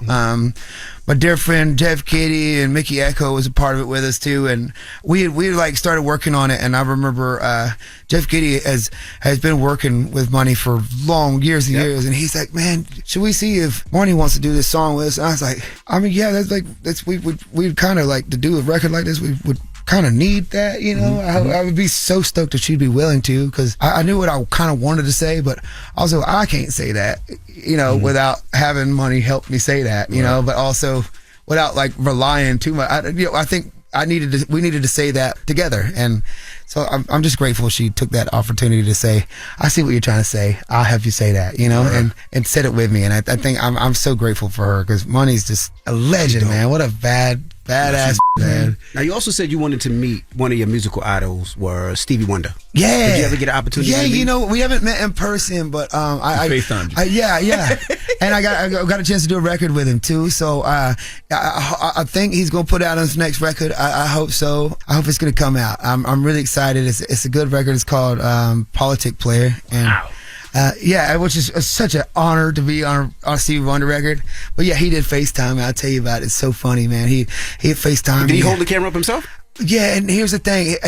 He is actually blind, y'all. This is true life. He was blind. I'm saying people say it. There's a conspiracy that he's not, and he is. You seen him pick up the mic that fell? Look, I'm telling you, I was on the phone with I was FaceTiming this man, and he said, he had put the camera around, he said, "This is my son over here," and then he said, "I'm over here, Dad." He's pulled over here, and he said, "And this is my niece," and then he had phone facing her, and for the next 10 minutes of the conversation, I look, as far as you are, I looked at his niece, and not him at all. And he was holding the camera like he thought I was seeing him. And I did not have the heart to. He's blind. She was sitting there. Confirmation that Stevie Wonder is blind. She was sitting there, texting on her phone. I didn't have the heart to say, "Hey, I can't see you." Well, you know, my dumbass, the reason he called me, because I was in Tokyo, right? I was in Tokyo, and I had found my favorite album of all time, best album ever, Songs in the Key of Life. I found a CD of it. It was a Tokyo version of it, like the Japanese version of it. And my dumbass texted him a picture of it. Oh my goodness! Like an idiot. Like he was gonna see it, right? Like I just texted him. Guess what I found, bro? Guess what I found, bro? What did he say? He just FaceTimed me. So I was like, and my dumbass too was like, "Did you give him a text?" He didn't see it, bro. I don't think so. So I just to put all those things to rest. That You he's to be not the person blind. to shut He down is the blind. rumors is crazy. Oh my All goodness. these years, black people been trying to figure this out, and you are the one that solved the problem. I just know I was looking at his knees for about 15 minutes. So well, there you have it. Teddy Swims, y'all. We appreciate you for joining us. It's the Breakfast Club. Good morning. Morning, everybody. It's DJ NV, Jess Hilarious, Charlamagne the Guy. We are the Breakfast Club. Let's get to Jess with the Mess. News is real, whether it's Jess Hilarious, Jessica Robin Moore, just don't do no lies. She don't spare nobody. Worldwide Jess, worldwide Mack. On the Breakfast Club. She's a culture shift. She was able to get y'all to see something and understand something that nobody could get you to see. It's time to set it off. So over the weekend, I seen some. Hey, yo, chill out, Lauren. Chill out, Lauren. Yes. Please put the picture of Mufasa down. That's the picture of Skepta. Okay. Yeah, but it's Mufasa I know just Mufasa. happens to be there. You just put me on who Skepta was. Okay. But I seen something over the weekend with academics and another underage situation. Yes. Whatever. What's going on with that? Yes. So over the weekend, academics got called out by a ton of people. Academics was on a stream, and while he was on the stream, it was a 15-year-old streamer on there and another man on the stream, and they started having a conversation that was weird, to say the least. Let's take a listen to the conversation. Mack said he wanted to try dude. Will you let you? No. Why not? No, yo. Suppose he's like, yo, bro, listen, Yo, you always wanted me to be next to you. Now I could be inside of you. Pause. Yo, I'm not gay. Nah, you suck a though. Yo, if Max got a sister and she threw you the would you? No, because I'm 15. What I mean? She's above 18. What I mean? It will be grooming. It'll be what? Grooming. That has nothing to do with you. Yo, Nor, what's your address? I'm gonna send some strippers over there. Slow down, yo. I am 15. I hope you know that, bro. You trying to You scared of women, bro. I'm not scared of women. Yo, bro, you trying to put me on a case. You trying to put them on a case. So? What you mean, so? That's weird. You know all the rappers lost their virginity to like old women, right? That's a wise little 15-year-old. Yeah, he I was sure thinking the is. same He thing, said real the word smart kid. grooming. He was very, Smart little very, kid. very smart. Yeah. So of course this, picked up everywhere. The audio leaked from the stream and then, or was released from the stream, and then people started responding to it. Artists, other streamers started reacting and calling it weird and Who saying was that the secondary voice? The other the guy? secondary It voice, was- I don't know was his another grown-ass man on there talking. I can get his name for you, but Oh, from right. the reports, he used to be a manager for Tory Lanez, but I would have to get his name for you. But yeah, so people were calling Ack out, of course, because y'all hear the conversation. It was weird. Now, the 15-year-old boy, he's actually a Discord mod, so he works under Black Boy Max, and that he's a huge streamer. So he then got on his stream and said, "Look, conversation was weird. I don't care who the conversation was between. It was weird." And he started warning his younger community about conversations like those, right? So Ack then gets back on stream and responds to people, including Max, calling him weird. Take a listen. I ain't gonna lie to you, this turned me so off. I swear to God, and I never swear to God, I never need to be on Kai, Max, Aiden, nobody's stream. I don't need none of nobody who stream. I got my own thing going on. So when I see this piss me off, I'm like, bro, I'm over here with these supporting them. If y'all think acting some type of I promise you, no more Max clips. I promise you. Every clip you see from Max from now on, I guarantee you, $3,000 a clip. Every label pay me that. Yo, I showed too much love to ever be called a weirdo. I showed too much love. I know people trying to make it weird, and this is why, I know it ain't even Max's community. It's really like these Kendrick fans and like that. So he is weird. Let me He's tell a you, weirdo for sure. A fat, funky ass weirdo.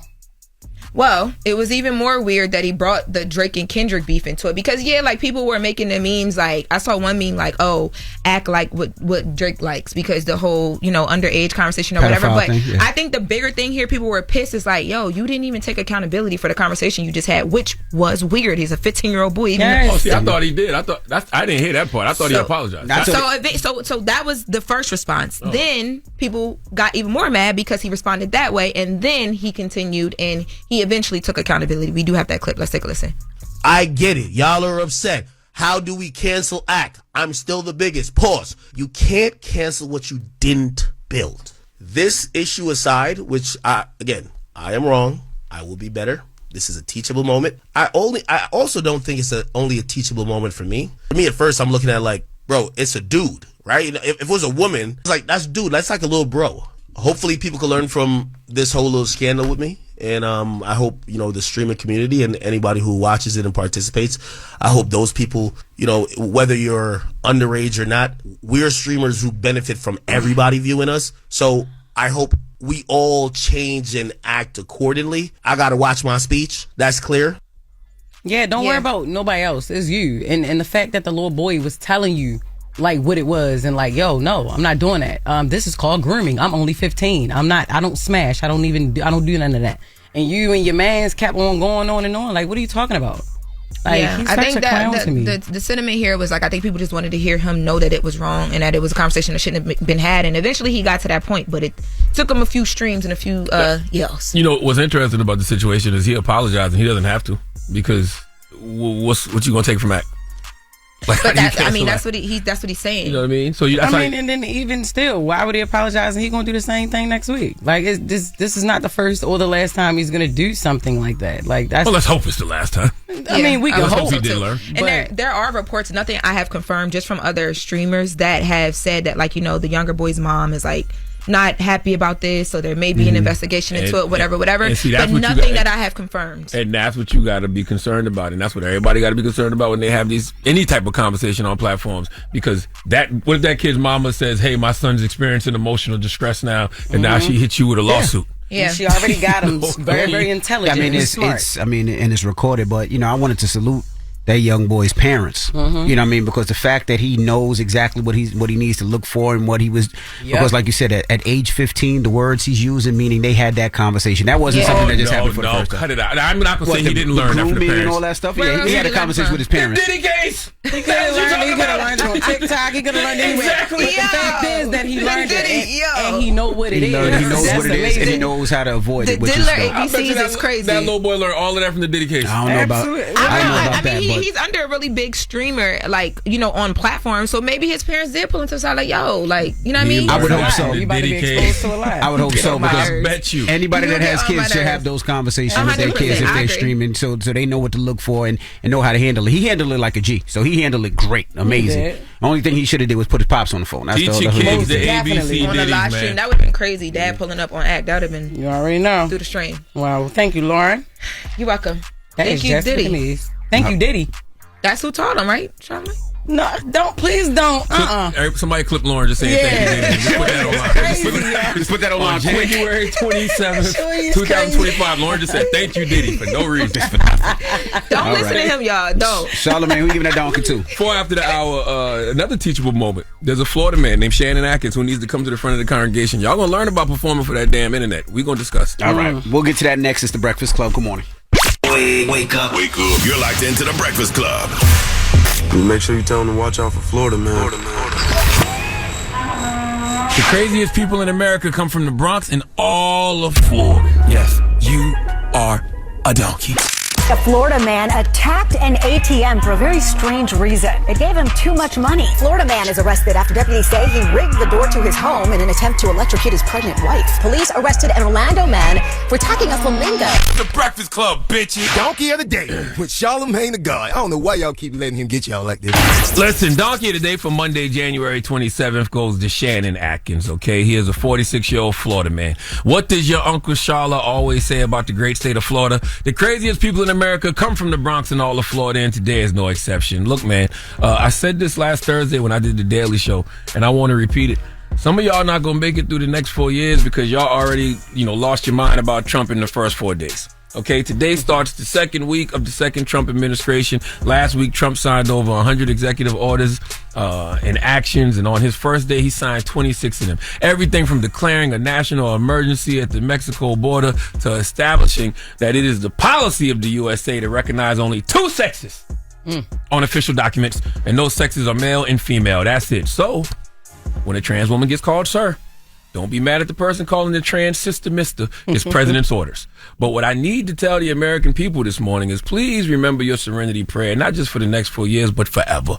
Okay, God grant me the serenity to accept the things I cannot change, courage to change the things I can, and the wisdom to know the difference, okay? Stop stressing over things that are simply out of your control. And what Trump is doing in that White House definitely impacts society, but it's out of our control. Okay, if you can't come up with intelligent, strategic, productive forms of resistance or protest to this Trump administration, then sit your stupid ass down before you find yourself in a situation like Shannon Atkins. See, Shannon was on social media doing what most people are doing, and that's garnering engagement from people's enragement. See, Shannon decided to say some things about President Donald Trump on social media, Facebook to be exact. And let me rephrase, he didn't have something to say. He just threatened to kill. Yeah, Shannon Atkins got on Facebook and said, matter of fact, I'm not repeating what he said. Okay, somebody will clip that and make it seem like I said it and have me jammed up. What's the news report? What is it, Red? Let's go to CBS for the report, please. One man arrested for making online threats to the president. West Palm Beach police announced the arrest of Shannon DeParo Atkins. The Okeechobee man now faces several charges, including written or electronic threats to kill. The investigation began after the FBI got a tip about violent Facebook posts directed at the president. Some of the posts were Lincoln, JFK, Reagan, Martin Luther King, and Trump. Atkins posted, unfortunately, one is still alive. He wrote something to that effect. He also wrote another saying, bullets, please. Jesus, save America. Police say Atkins says he was joking when he made those posts. He is also facing a drug possession charge after detectives found cocaine on him at the time of his arrest. Joking? Wow. Joking? Shannon, you thought that was funny? I was just joking doesn't even work in the court of public opinion, so it damn sure isn't going to work in the court of law. I was just joking is not a defense. And who you just joking like that for? Okay?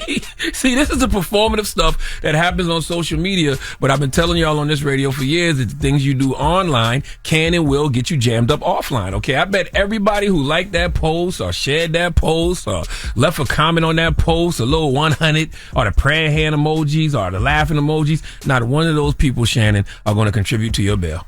Not one of those people are going to donate to your lawyer fees. Not one of those people are going to pay any of your bills while you are away in prison. What you posting about killing the president for them. And that's why we say it's all performative, because you make a strong statement about wanting to see the president dead only to say you joking. When things get real, nah, you gonna see this one through. Okay. By the way, the government doesn't play about its presidents. All right. I know you might think they're only acting like this because it's Trump, but no, Obama received, a lot of internet threats, and people got arrested and sentenced to prison for threatening to kill 44 too. Okay. Now, Shannon also got caught with 3 baggies of cocaine. You heard that in the news report. In my personal life, I have come to the realization that the sooner you understand people be on coke, the less you take things personally. All right? That is very true. But that has nothing to do with the law. You going to prison. And I just want we the people to be smarter over the next 4 years, okay? Emotional decision-making will get you results like this. But guess what? Performative decision-making will get you results like this, too. Please give Shannon Atkins the sweet sounds of the Hamiltons. Oh, now you are the donkey of the day. You are the donkey of the day. Yee-haw. Yes, indeed. All right. He earned that one. He sure did. Mm-hmm. Yeah, clown. Sure did. How many followers do you have? I wonder. It don't matter. I don't care if you got 5 that or 10. Fast. Jesus. You know why? Because all it takes is for somebody to see it. And then once somebody sees it, then they report it to the proper authorities, which is the FBI. And then the FBI coming to get you. It's really just that simple. Okay? I was just playing, y'all. I'm just joking. I'm just playing. I was just joking. Jokey joke. Okay. All right. All right. Well, that was your donkey of the day. Now the judge might do that. The judge might be like 50 years. Damn. That ain't playing. That ain't funny. What's funny? I'm just joking. Give him 20. Damn. That ain't funny. All right. Now, when we come back, we have the women from Good Moms, Bad Choices podcast. We're going to be talking to them next. All right. So don't go anywhere. It's the Breakfast Club. Good morning. The Breakfast Club. Morning, everybody. It's DJ NV, Jess Hilarious, Charlamagne the Guy. We are the Breakfast Club. Lauren LaRosa filling in for Jess, and we got some special guests joining us today. Yes, indeed. Season 2 of their podcast on the Black Effect, Good Mom, Bad Choices podcast. We have Erica Dickerson and Jamila Mack. Welcome, ladies. Thank you. Hey. How y'all feeling? Great. Been feeling really big. Yeah. I love the name of y'all podcast, Good Moms, Bad Choices. Mm-hmm. What does that mean?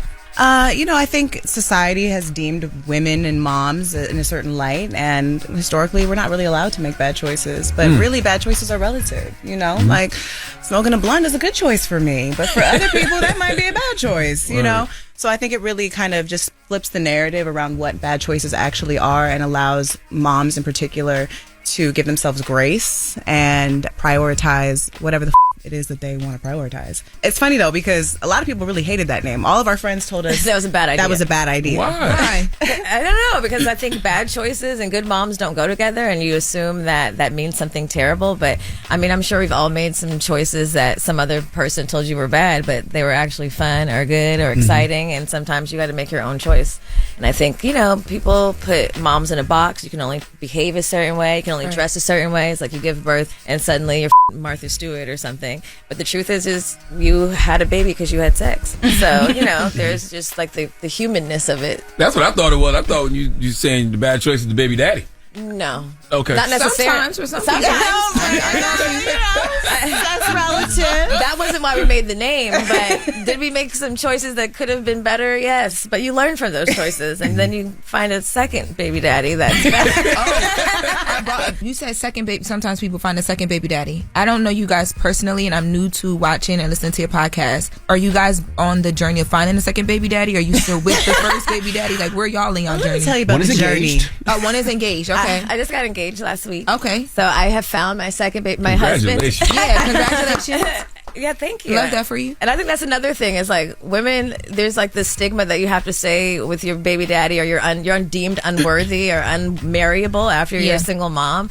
And it's just not true. It's not real. And like sometimes you got to do better the second time. And sometimes you got to leave the first one for your happiness and for your peace. And that's okay. So tell us about the engagement and how it happened. Because I saw that trending last week on, I think it was Twitter. There was a girl that was like, and for all the guys that keep saying just because you have a kid, nobody's going to want you, my stepdaddy DMs is lined up. Baby. And I that was a big fear of ours. I think that was how we like kind of formed our podcast too, is like as black women, it's so like the stereotype of being a single black mom is it's crazy, you know, like, and no woman wants that to be a single mom, but particularly for black women, there's this heavy burden of like, oh my God. And the truth is like you learn, you get better when you're a mother, you take dating gets taken more seriously. I don't have time to play. I don't have time for BS. You know, I know what I need and what I want. So yeah, I met my man 4 years ago. We dated for 3 years. He's from New York. I imported him to LA because LA men are not so great. But yeah, we dated. We dated for 3 years. We lived together for 2, and you know we've been engaged 2 weeks. So you know we did I did the adult thing. Congrats, congratulations, man. What about you? I have a partner, and so you know we're not anywhere near where she's at. But it's been a journey, you know. As a single mom, I think that, like you said, there's a lot of shame. I remember when me and my child's father broke up. I remember I joined Tinder, and I always tell our listeners, like new moms that are trying to get out there, I'm like, dating apps are the when you first like become single. Like for me, I really needed the confidence boost because I felt so disconnected from my sexuality. I felt so disconnected from my value in so many ways. And unfortunately, I really did. I needed that confidence boost of being like, oh, swipe right. Okay. But I think that for me in this period, in this time, and in my journey of being a single mom, I have learned through the people that I've dated, which, you know, things haven't worked out, but I've evolved so much and been able to, I think, manifest this person that I'm with now who accepts me holistically. Because one thing that we were told, and we've been told a lot because of our show and the content of our show, we talk about sex very candidly. We talk about our dating experiences very candidly. We talk about our bad choices very candidly. And you're not going to find a man like that. No man's going to marry that. You like your titties out? Like you don't like shirts? Like we literally You don't like shirts sound like crazy. You don't like shirts. She doesn't like shirts, you know? And her titty makes an appearance. I was like, they can't make an appearance today, okay? The right titty likes to make an appearance, but there's a lot of narrative around just being too confident in your body and to you. Yeah, being too you. You have to compartmentalize yourself to be a wife, to be a high valued woman, which is a conversation that I feel like has always been it's been on the internet for a long time, but now women are pushing this narrative of being high valued women, and I feel like that's very dangerous and very violent against women, specifically when it's pushed by women. Erica, a question for you, and only because you mentioned this earlier. I know with your kid's dad, with Freddie, it's a little bit different for you too because he's an artist. Like, people know Freddie Gibbs, right? How do you deal with the judgment? Because yours is like probably like 50 times more because your relationship and everything that happened out of it was so public. Like, is that harder for you? Is it harder to talk about? No, it's not hard for me to talk about. I mean, early on in the show it was. I mean, when we started the podcast, I was relatively like maybe 5 months out of our breakup. Whoa, you were mentally okay enough? Your breakup was pretty No, I rough. was not okay, which is why I need to sit with this and talk. Okay. So wait, so back it up then. Talk me through that. So you're 5 months out of, you were engaged, y'all like just welcomed your baby, then you find out there's another woman, another baby. Then you decide to go get on a public platform and start a podcast. What was your thinking around that? And like mentally, outside of just talking to her, what else did you do to be able to get through that? That's rough. You know, I didn't have a lot of thought, honestly. People ask us why we started the show. It was really, I just needed someone to talk to. Wow. And I had started listening to podcasts, actually, really murder mystery podcasts. And then I started looking up podcasts in the, you know, single mom podcasts, black podcasts. At the time, there were really none. Like, the space has changed and evolved so much. But before that, it was like white moms drinking wine, calling their kids ass, and like nerdy white guys, like, and murder mystery, which is why I was there. You know, I felt like, wow, this space is wide open. I wonder if like my friend that I just met, because I didn't know Jamila really at all, would want to sit and like, let's just talk about being single moms. And then as we started talking and just being vulnerable, things just started pouring out. She told me the story about the couple. Yeah. Oh, about the threesome? And I immediately was intrigued because we'd hung out, but it was very surface. And I was like, oh, this is kind of spicy. Okay. I kind of like her. I was like, okay, I can kind of get with this. Because at first it was very like, how are you liking motherhood? It's great. I love it. Yeah. You know, and not being real. And when she said that, it immediately made me feel close to her. And I asked her at that moment, I said, okay, I'll do the podcast. I don't even know what that is, like a radio show. I was like, but are you going to tell the story about your couple? And because that's the only way I could do it, on or off. I don't really have a gray area. And she was like, okay. And Black couple or white couple? Black and white. Oh. Black woman. Black and white husband. Oh. Dr. Umar would be so Dr. Umar was like, this white man got 3 queens? 3? Or 2? Sorry, 2. And his wife is beautiful, yes. All right, we got more with the ladies from Good Mom, Bad Choices. When we come back, it's the Breakfast Club. Good morning. Morning, everybody. It's DJ NV, Jess Hilarious, Charlamagne the Guy. We are the Breakfast Club. Lauren Roques is here as well. We're still kicking it with the ladies from Good Moms, Bad Choices podcast. Charlamagne? What is a sexologist and tantric practitioner? Because that's what y'all are too. That's what y'all retreats are about, right? No, our retreats are, I mean, somewhat, yeah. Tantra is about like starting the dialogue with your body, using pleasure as medicine. Like she said, I think a lot of times people think pleasure is just like sex. You're just solely in the bedroom, you lock the door, you turn the lights off, you don't talk about it. But there's pleasure in all things, right? Like I saw you with your little Snuggie on this morning. That was cool. But you know, like sometimes there's those things that just like lighting a candle, setting the vibe, eating a good meal. And like I think sometimes we reserve those intimate pleasures for like, you know, we just put everything in a box. And so it's just like it's a spiritual like technology that is like a practice of being in tune with your pleasure and not removing the divinity from intimacy and from sex, you know, because it's given to us by God.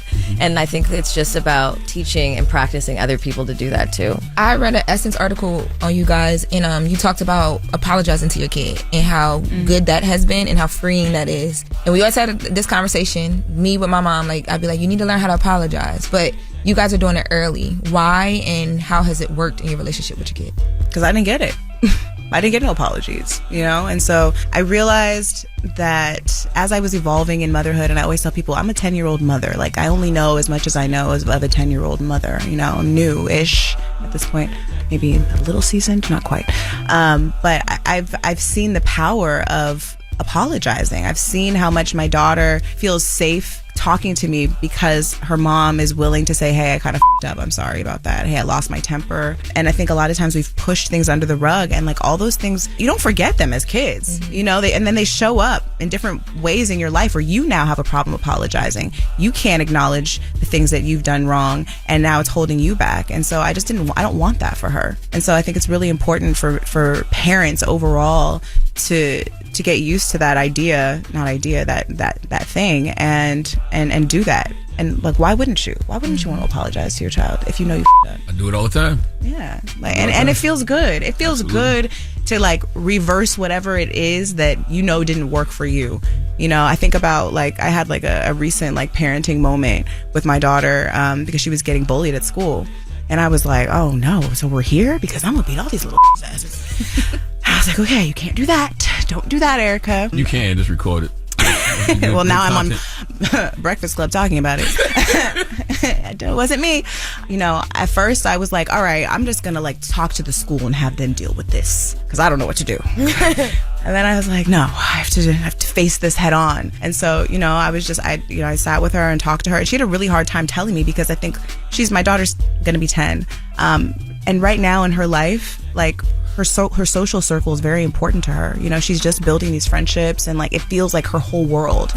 And so stirring the pot feels like it's not a big deal. It's fine, you know. And so I was just empowering her to stand up for herself. And after that moment, like us talking it through, I was like, damn, that was good. Yeah. Y'all have a book too, A Good Mom's Guide to Making Bad Choices. Explain why they need a guide to make bad choices. You know, I think when we were writing this, I realized like there are so many books about parenthood. Like, how do you care for your baby? How do you swaddle the baby? What do you do? You know, like there's all these things about how you care for a baby, and there's no books really about how the do I care for myself after this huge thing that's happened. My body has changed, my life has changed. I'm, you know, implementing a new human, and I'm caring for something. And there's a lot of fear. There's a lot of anxiety in that nobody talks about. And even for us, our book talks about like our journey in single parenting. There's a lot of moms experiencing that. A lot of moms fighting it, like trying to put a square in a circle. Like sometimes it just don't work.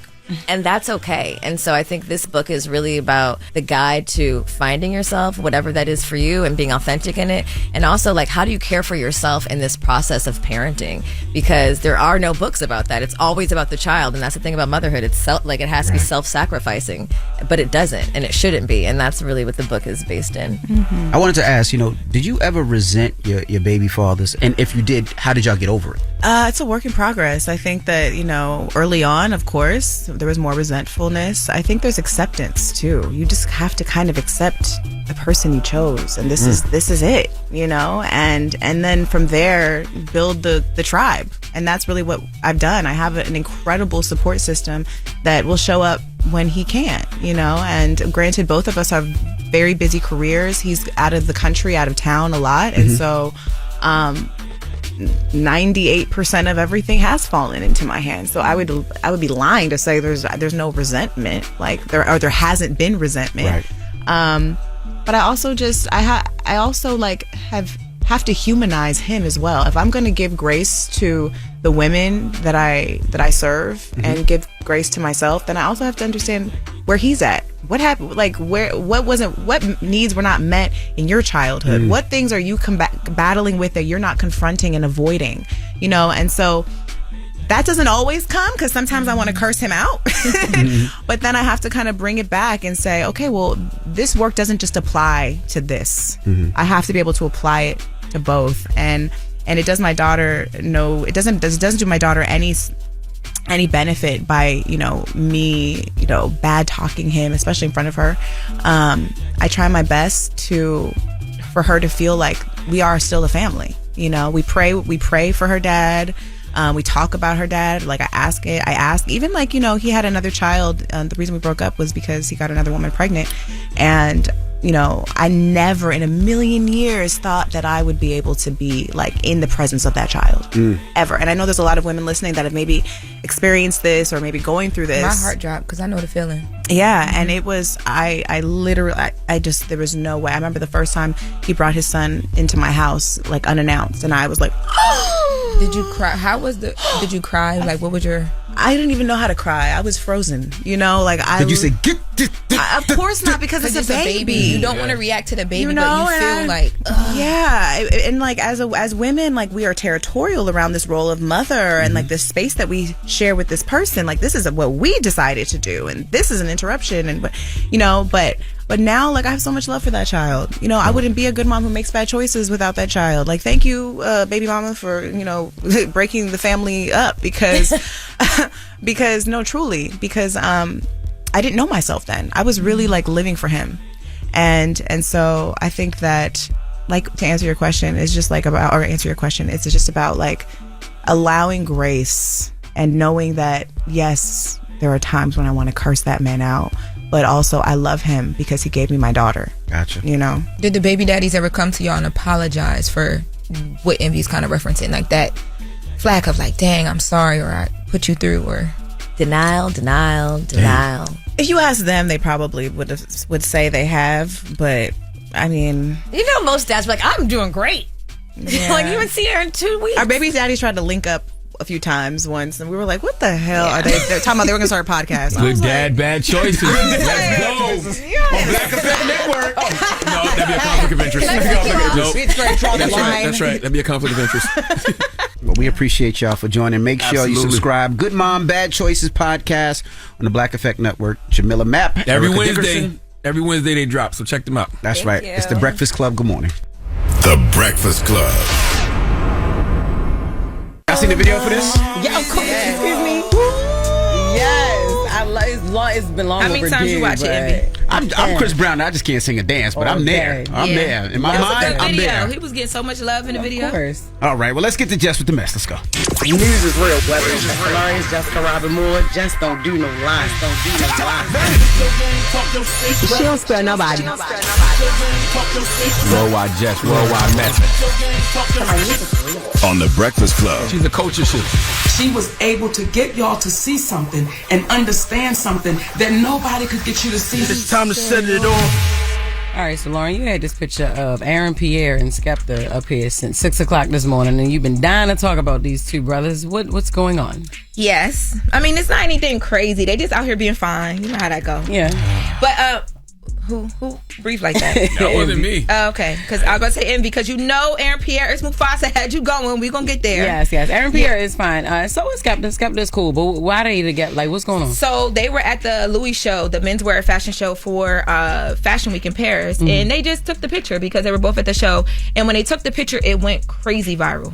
Super crazy viral, especially because I didn't see it. You know Aaron Pierre. Yes, you did. I know you saw this picture. I know Guillaume sent you this picture. I ain't see it. And gonna smile like that. Why are you hating on them brothers, man? I'm not hating on nobody.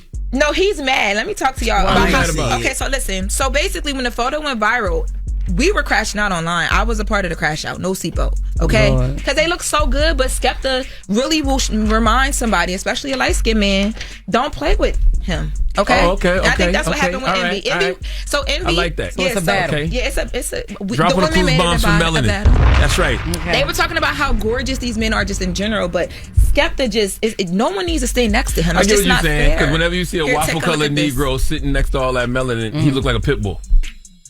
Okay. Wow. I'm not That saying is Mufasa all of that. degrading. But the girls were going off, and guys got Pitbull upset. king. It was men online acting like Envy. Really? What happened? I didn't do anything. That men were online basically saying like, y'all are delusional. Y'all don't need to be acting like this. God. Men was talking like this? Men was saying this? Grown men, Envy. What? You got a Twitter. What was you doing this weekend? I wasn't doing nothing. I heard they both got 6 toes though. I did hear that though. You Allegedly. a hater, bro. Why do people hate on us sex symbols? Hey, Lauren, what's the next story? Yo. What's going on? Yo, hold on. I want to tell y'all though, before we go, Skepta, my man, he had to come out and be like, look, I'm seeing big men are arguing with the girls about me because I took a pic with a man 12 years younger than me. Ooh, and he's 12 years older. I'm literally that man's uncle. You need to chill and let the ladies tweet in peace. Yeah, let the women have some fun like online. Okay. Whether it's Skepta, Mufasa, me, Mars, Yo, Chestnut, shut let us cook. Don't hate on God's great design. Envy, remember? I'm definitely cooking you if you post a picture. Can you play the Mufasa Acting like for you me? sexy. Because Envy, I know you was trying to come on.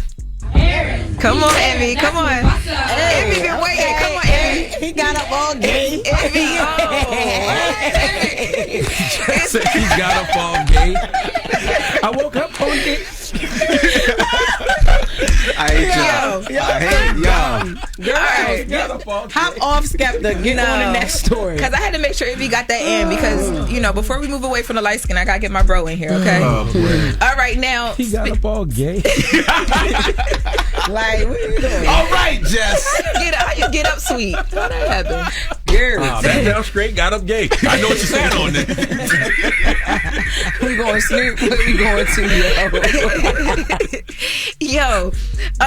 So, all right, changing gears. Snoop Dogg. You remember Snoop? Everybody was upset. Do we remember Snoop? remember Yeah, Snoop? I think we know who Snoop is. Envy, I'm sorry. This Right, man Lauren. threw me off. No, you're right. Do we remember what people were even mad at 2 days ago? You're absolutely right. Because people move on so fast. You're right. Ooh, Skepta is so fine. All right. So what did Snoop do? Snoop responded seemingly to the people that have been upset at him for performing at the crypto ball for Trump. Let's take a listen. What up, Jack? It's Sunday, man. I got gospel in my heart right now. For all the hate, I'ma answer it with love. Y'all can't hate enough on me. I love too much. Get your life right. Stop worrying about mine. I'm cool. I'm together. Still a black man. Still 100% black. All out. Till you ball out. Yeah, so Snoop is so unbothered. I don't even know what else to say, but like, it's Snoop. He's unbothered. He doesn't care. He's still Snoop. Yeah. Yeah, at the end of the day. And side note, Snoop looks like he has the most amazing fun on Sundays. I don't know if you've seen it. He had his whole Man. family there, his aunts, his uncles, his He looked nephews, like his he nieces. had fun doing They're playing whatever dominoes. They watching the he game. They drinking. They dancing. Yeah. Snoop look like he having a fun time on a The only Sunday. thing I would say is I wouldn't call what Snoop received hate. I would just say that people had an opinion. Right. You know what I mean? I And it wouldn't was say that just they were feedback, hating. Yeah. you know? Nah, the people was mad. Yeah, but that's not hate. They weren't hating on it. Not They had an hating opinion. on him. Just like, they had an opinion and they wanted like answers like, yo, dang, but you said such and such. They were so how you disappointed. gonna be? Yes, disappointment is better. Disappointment is better. Okay. Well, yeah, he's unbothered. But moving on to another story here, somebody that spoke out recently, D Woods. So you guys remember D Woods? She was a part of the whole when Diddy was on all of the Making the Bands, Identity Absolutely. King. That's the whole yeah, D Woods. So she decided to sit down with Good Morning America and speak out and break her silence on troubling interactions that she says she had with Sean Diddy Combs. After starring on MTV's popular reality show, Making the Band 3. The day we were chosen, I was like, it's Bad Boy for life, baby. She says what should have been a dream come true quickly became something else, alleging Diddy created a verbally abusive work environment. I'm curious why you decided to speak up now. I would say that this moment now is a time where I feel like my experience, my truth will really be heard and actually considered and believed. Did she say what happened? This was just a couple minutes ago, right? Yeah, so this is breaking right now. The sit down with Good Morning America. So we do have another clip loading where she's going to go into more detail. But I think that for a lot of people, you know, just like when Cassie spoke out or when Dawn Richards spoke out, it's just like, whoa, this is a person that was really close. Yeah, they were the watched closest her to be him. really close to him. Let's take a listen to this second clip where she goes more in detail. I see myself standing in those dark, scary, predatory spaces and hearing somebody say some of the most degrading things to me. How was it predatory? Somebody constantly treating you like a piece of meat, only valuing you for your sex appeal. And in some of the environments, you know, it was even scary to be by yourself. Wow. Yeah. Is that because she's gonna be on the on one of those documentaries, right? I think D Wood is gonna be on one of those. I think it's the ID documentary. Fall of Diddy. That's the name of it. Yeah, the Fall of Diddy. Whatever it's for is it can't work out well for him, a person sitting in jail right now and trying to claim his innocence. Because even if this is just for a documentary, if I'm prosecution, I now want to reach out to her if I didn't already know to have a conversation with her, because you know this isn't the first time you've heard things like this. So that's right. Yeah. Dang. Thank you, Lauren. Well, that is Jess with the mess. All right, now let's get to the mix. I mean, congratulations to Philly. Let's start off with Meek Mill. And it's the Breakfast Club. Good morning. We playing another You're song. checking out the Breakfast Club. Morning, everybody. It's DJ NV, Jess Hilarious, Charlamagne the Guy. We are the Breakfast Club. Now, salute to everybody. Now, salute to Teddy Swims, who stopped through earlier today. His new project, I've Tried Everything But Therapy, is out today. Yes, man. And y'all, people online talk about we need to gatekeep better. And we need to keep people like Teddy Swims off the Breakfast Club. Why? That's always stupid. It's dumb. We've always interviewed people like that. And somebody posted the dumbest thing under the Breakfast Club Instagram. They said, "Would a country station interview Beyonce?" Yes. Yeah. What the hell kind of dumbass question? Like is that? what? If our last album was country and it's charted, dummy. They would interview Beyonce if she wasn't even doing if she country. was, yeah, honestly. What are you talking about? Come on. My goodness. Well, salute to Teddy Swims. All Salute right? to Teddy Swims, And man. also shout to Martin Lawrence for taking care of the team. I know a lot of y'all went to go see Martin this week, and I know Lauren went, the staff went, I know Charlamagne went. I was going to go, but the person I was trying to see didn't make it this weekend, so I decided to cancel my plans. Jess was supposed to be there. Yeah, I was in Atlantic City over the weekend because my daughter had a cheerleading competition, so I went to go see Martin. I thought Jess was going to be there too. I actually texted Jess like, "Yo, I'm here." I said, "I'm here." Wait, I did text you. No, you was trying to kill two birds in one stone. Like, oh, let me see if Jess going. No, Jess was never on the Atlantic City show with Martin. I was supposed to be at the Barclays on Friday, and I'm sorry. I said, "I'm here, waiting to see you." Like, why? Why are you there? I'm home. Jesus. Dummy. And salute to everybody, man, in Atlantic City at Kelsey's, man. Oh, I love Kelsey's so much. That's a restaurant? Yeah, yes, restaurant Kelsey's. It is. Soul food restaurant down there. Oh my God, Kelsey's is so good. Kelsey's is great. They got the breakfast, man. I go there for breakfast. I've eaten there for dinner too. The dinner's great too. But man, they breakfast buffet. Oh my God, crazy, amazing. What? The sweet potato waffle. That sounds like constipation. They got the sweet potato waffle, the red velvet waffle. Oh man, that sounds good. I can't eat none of that stuff right now. Nah, Kelsey's is great. Salute to Kelsey's. Yeah, man. shout out to Kelsey's. That's what's up. All right, when we come back, we got the positive notice. The Breakfast Club. Good morning. Morning, everybody. It's DJ NV, Jess Hilarious, Charlamagne the Guy. We are the Breakfast Club. You got a positive note, Charlamagne? Yo, hold on. Yo, we on Tubi?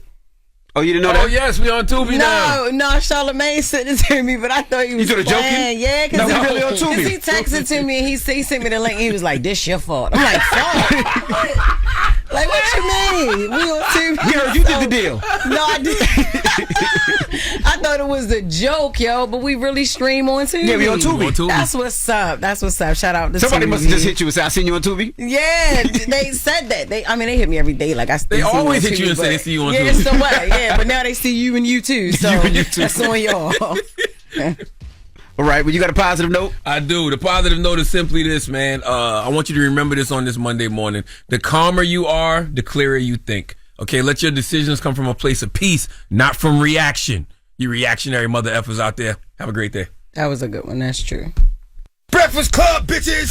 Y'all finished or y'all done?